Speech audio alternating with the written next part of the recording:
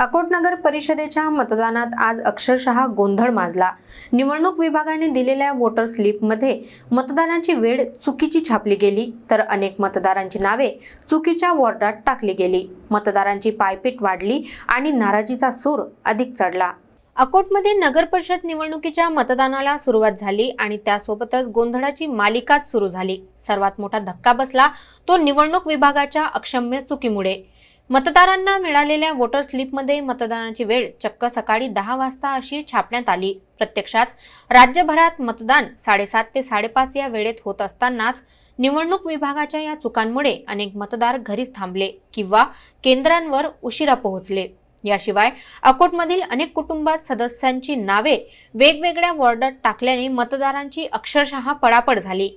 काहींना एक वॉर्ड ते दुसरा अशा फेरा माराव्या लागल्या। शिवाजी विद्यालय मतदान केंद्रात ही चूक सर्वाधिक दिसून आली। नागरिकांनी नाराजी व्यक्त करत निवडणूक विभागाकडे कडाडून आक्षेप घेतला। गोंधळामुळे वृद्ध, महिलांना आणि कामावर जाणाऱ्या नागरिकांना मोठा त्रास सहन करावा लागला। मतदानाच्या दिवशी अशी अनागोंदी व्यवस्था का निर्माण झाली? चुका छपाईत झाल्या की व्यवस्थापनात? याबाबत आता निवडणूक विभागाला उत्तर द्यावे लागणार आहे।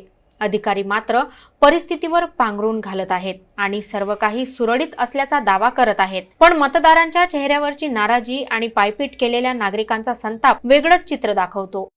माझं मतदान पहिले प्रभाग नंबर 6 मध्ये होतं। माझ्या परिवारचे 6 मध्ये आहेत आणि माझं एकट्याचं प्रभाग नंबर 7 मध्ये त्यांनी मतदान टाकलं। का टाकलं बा मला विचारलं नाही, माझी साईन घेतली नाही, माझ्या घरी BO आला नाही।